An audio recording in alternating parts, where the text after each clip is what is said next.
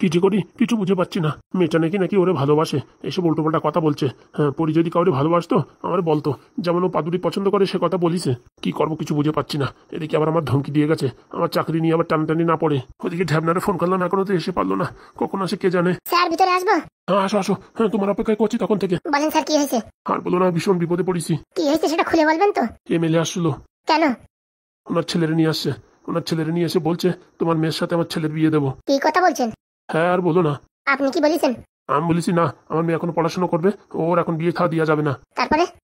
তারপরে বলিছে তোমার মেয়ের সাথেই আমার ছেলের বিয়ে হবে, আর যদি বিয়ে না হয় তাহলে তোমার এই চাকরির থেকে তোমার আমি একদম বরখাস্ত করে দেবো।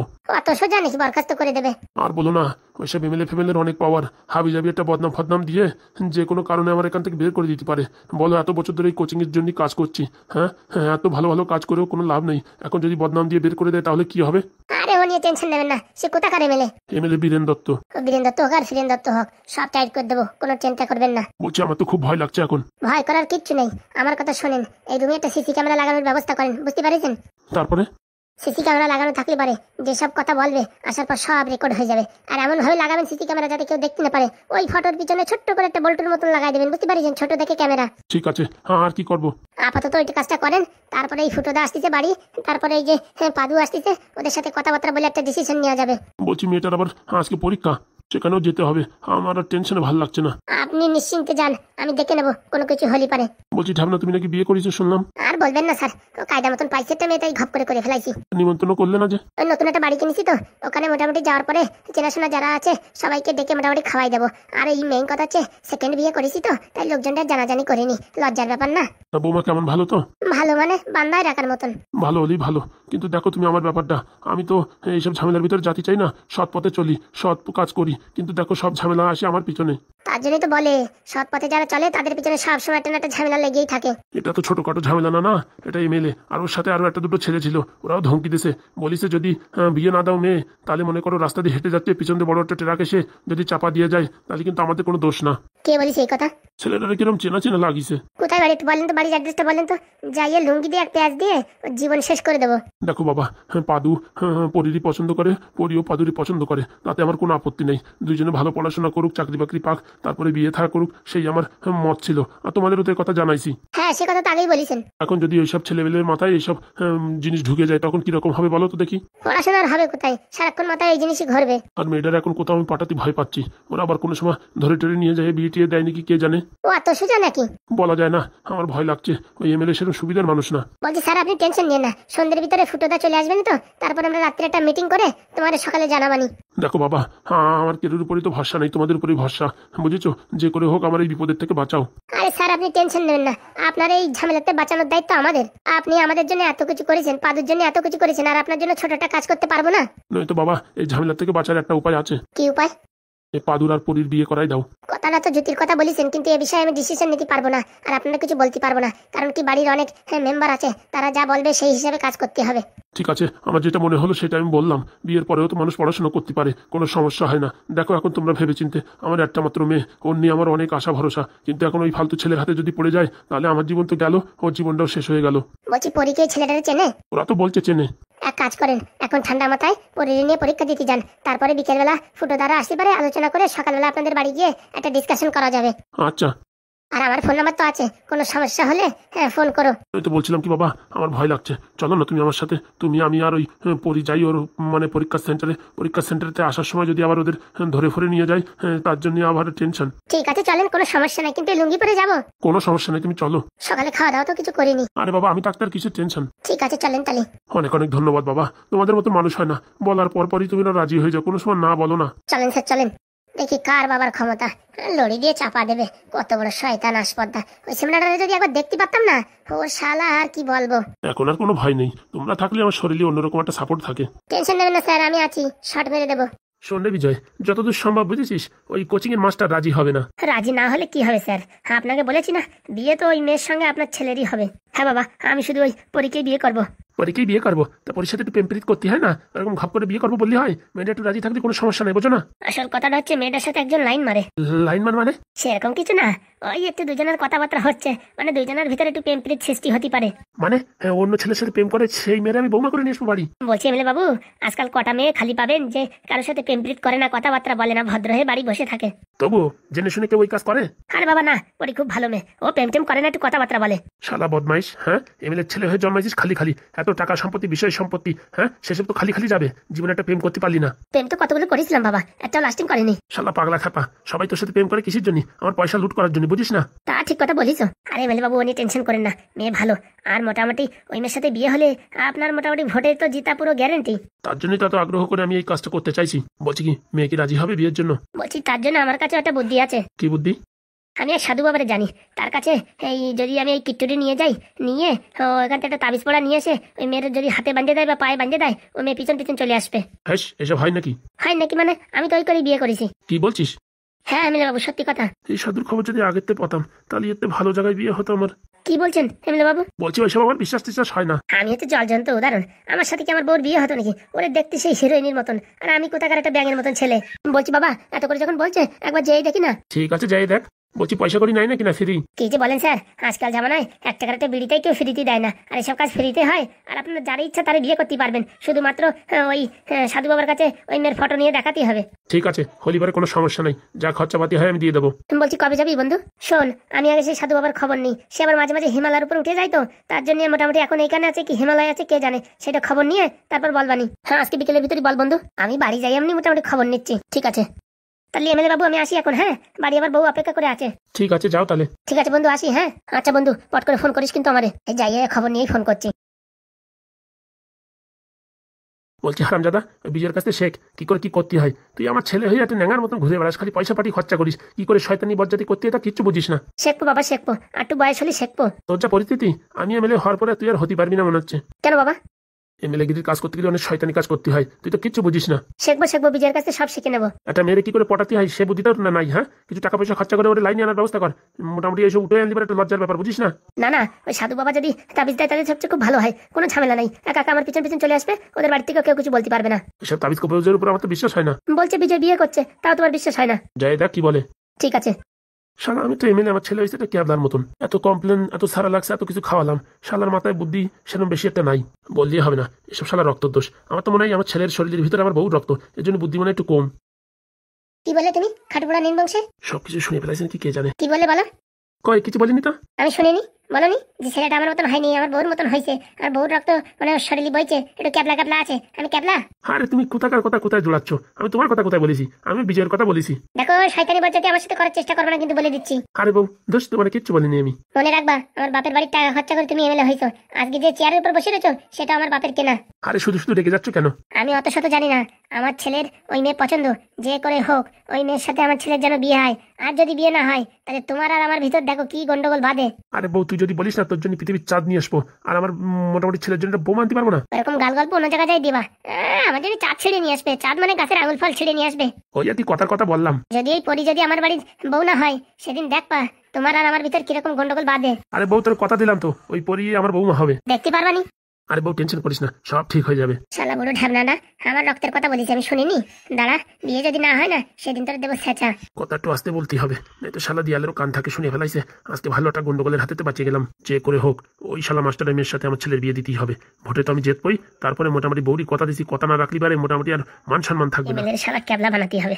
50,000 টাকা দিনা আছে, সেই টাকাটা যে করে হোক বের করতে হবে। তাবিজ লাগায় কোনদিন বিয়ে হয়, কিন্তু এটা ভণ্ড সাধু সাজাইয়ে মোটামুটি টাকা পয়সা নিয়ে আমার কাজ সেরে দেবো আমি। মাস গেলি টাকা দেবে, তার আগে যে আমার টাকা ফেরত দিয়ে দিতে হবে ওই ডিজে সরকারে, নাহলে আমার পিছনে আবার খোঁচাখুচি করবে না। কারে সাজাবো কারে সাজাবো আমি তাই ভাবতেছি। কারে যেটা পণ্ডিত সাজাবো সেই কথা এখন ভেবে পারতেছি না। যেখান থেকে একটা বুড়ো বুড়ো মাল ধরে সাজাই দিতে হবে।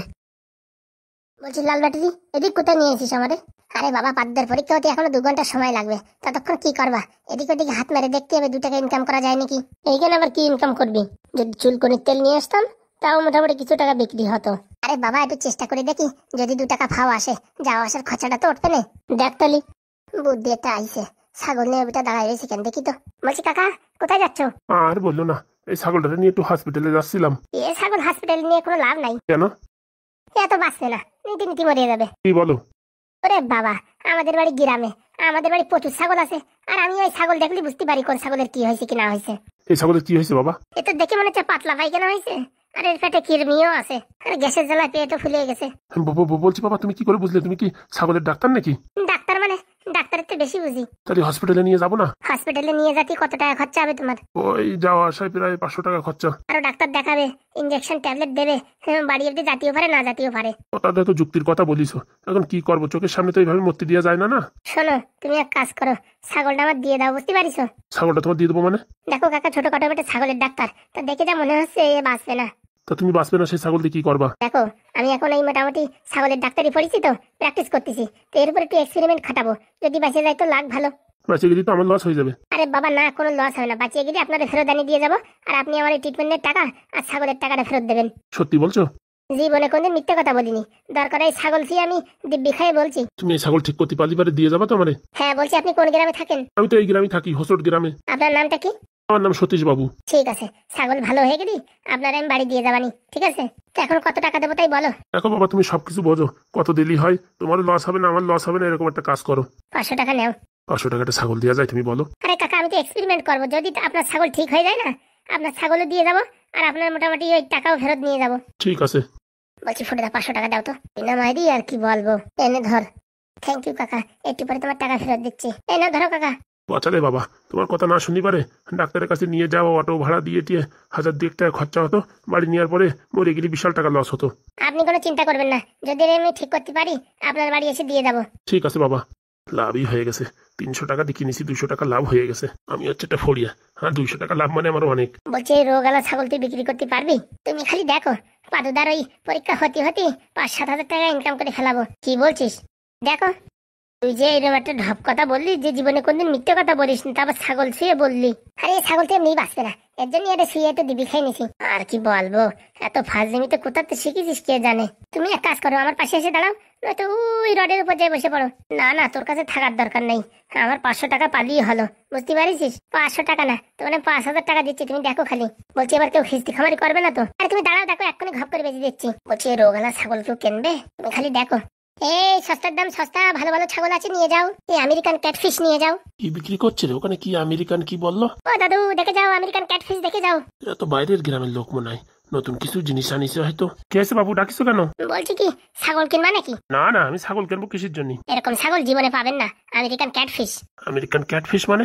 ফিশ মানে তো মাছ হয়। আরে বাবা না, এটা এক প্রকারের জাতির ছাগল। তো ছাগল দিয়ে আমি কি করবো? আপনার বাড়ির সামনে আইছি তো, এর জন্য এত গরম দেখাচ্ছেন। এই ছাগলের যদি একটা জাত বানাতে পারেন না, জীবন কান্দে যাবে। কেন? এই ছাগল আর একটা বাচ্চা দিলে, একটা বাচ্চার দাম কত হবে জানেন? প্রায় 5 থেকে 7 হাজার টাকা। সত্যি বলছো? আরে বাবা, আমি আমার মাসি বাড়ি আইছিলাম, তো মাসি বাড়ি কেউ নাই লোকজন, তাই ভাবলাম কি ছাগল খাইয়ে ফেরত নিয়ে যাবো, কেন এখানেই বিক্রি করে দিয়ে যাই। তোমার মাসি বাড়ি কোন গ্রামে? আমার মাসি বাড়ি হচট গ্রাম। ও মানে এই গ্রামের পাশের গ্রামটা? আরে হ্যাঁ বাবা, হ্যাঁ, এত দূরত্বে নিয়ে আইছি বুঝছো।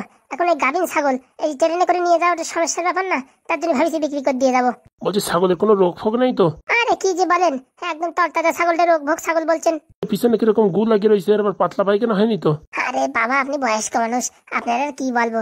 আরে ওর ডেলিভারির সময় হয়ে গেছে, যে কোনো মুহূর্তে বাচ্চা দিয়ে দিতে পারে। কি বলছো? বিশেষ নয়, আমার পাশে যাই, আমার কাকা আছে, কাকার কাছে শোনো। কি বলছে ভাই, ঠিক বলছে? আর বলিয়ে না, ওর হচ্ছে একটা ছাগল পোষার ওর বিশাল হুজুকি। বাড়ি কত ছাগল পুষিছে, ছাগল পুষে পুষে নতুন নতুন মানে প্রজাতির ছাগল তৈরি করছে। তোর মাসি চাইছে, তার জন্য এখন আমার ধরে নিয়ে আসি, ছাগল ধরে আমরা ট্রেনের ভিতরে করে নিয়ে আসি। এখন এই অবস্থায় ট্রেনের ভিতর নেওয়া যাবে না, যদি বাচ্চা হয়ে যায় ট্রেনের ভিতরে, তখন তো সবাই আমাদের খিস্তি খামারি করবে। বলছি বাবা, তুমি ট্রেনের ভিতরে ছাগল আনলে কি করে? ও কল আছে, ও এমন কলে আনিছি কেউ টেরও পাবে না। তা কত কি দাম দিতে হবে বলো? দামের কথা আর কি বলবো, এরকম বিদেশি প্রজাতি পাবেন না। আপনি এক কাজ করেন, 12,000 টাকা দেন। হে কি বলো, এই ছাগলের দাম 12,000 টাকা আছে? ছাগলের কথা বাদ দেন, ছাগলের পেটে যে বাচ্চা আছে, 3টে বাচ্চা যদি দেয়, 3টে বাচ্চা 15,000 টাকা বিক্রি করতে পারবেন। তুমি কি করে জানলে 3টে বাচ্চা হবে? ও বাবা, আমি তো ছাগলের সোনোগ্রাফি করে নিয়ে আইছি। ছাগলের সোনোগ্রাফিও হয়? কি যে বলেন জেঠু, আপনার আর কি বলবো, বয়স্ক মানুষ, আর কি বলবো। কেননি কেনেন না কেননি উঠে যান, খালি খালি আমার কথাগুলো খরচা করলাম আপনার পিছনে। বলছি 3টে বাচ্চা হলে 15,000 টাকা বিক্রি করতে পারবো তো? যদি বিক্রি করতে না পারেন, আমার নাম্বার ফোন করবেন, আমি এসে টাকা ফেরত দিয়ে ছাগল নিয়ে যাবো। মানে ভারী গ্যারান্টির সাথে বিক্রি করছো? আমাদের বাড়ি এখানে হলে কি আর বিক্রি করতাম? এটা এখন দায় থেকে বিক্রি করছি। আমার মাসি বললো আসার কথা, এসে দেখি বাড়ি কেউ নাই, তার জন্য এখন মনের দুঃখ বিক্রি করে দিয়ে যাচ্ছি। দেখো ভাইপো, ছাগলের বাচ্চা যদি 3টে না হয়, আমি কিন্তু ফোন করে তোমার ছাগল ফেরত দেবো। একদম। ফোন নাম্বারটা বলো দেখি। 3300227779। 33002279। একদম রাইট। আপনি মনে হচ্ছে গ্রামের একটা মোড়ল, নাই তো আপনার মাথায় ফট করে এরকম নাম্বারটা ধরে গেল, আমি বুঝতে পারলাম না। আমি এই গ্রামের প্রধান। তাহলে তো ভালো জায়গায় ছাগল বিক্রি করেছি। আপনার বাড়ির লোকজন মানে ওটা রিপোর্টার পর্যন্ত চলে আসবে ছাগল দেখতে, দেখে নিন বলে দিলাম। ঠিক আছে, পরশুদিন যে ঘরটা স্যাংশন করেছি 12,000 টাকা আছে, সেই টাকা দিয়ে ছাগলটা কিনে নি। বলা যায় না, কপাল খুলেও যেতে পারে। এই নাও। বলছি তখন থেকে আপনাদের সাথে কথা বলছি, ছাগলে যে একবারও ডাকলো না। আরে বাবা, এসে ছাগল কি এখানে ছাগল নাকি? এই ছাগল রবিবারের দিন ডাকে না। রবিবারের দিন ডাকে না মানে? বললাম না, এটা আমেরিকান ক্যাটফিশ। আমেরিকায় রবিবারের দিন ছুটি থাকে তো, তাই এরাও ছুটি নেয়, কথাবার্তা বলে না। শালা বললি হবে না, বিদেশি দেশে উন্নত ছাগল। ধরো কাকা, টাকাটা ধরো। তুই ধর না তো। না না, তুমি বাড়ির গার্জেন, তুমি ধরো টাকাটা। বলছি বাবু, লস হলো না তো কিনে? বললাম না, যদি লস হয় ফোন করবেন এই নাম্বারে, টাকা দিয়ে যাবো, ছাগল নিয়ে যাবো। ঠিক আছে। বলছি ছাগলটা আমার একটু খেদায় দাও তো, পিছন পিছন। হাই হাই হাই, যা রে যা। দেখেন সাবধান, পাতায় কামড় দেবে কিন্তু। কি বলছো, কামড়ও দেয় নাকি? বিদেশি জাতের ছাগল। হ্যাঁ, ঢাইটুলকি যা যা যা যা, এরকম দিলাম।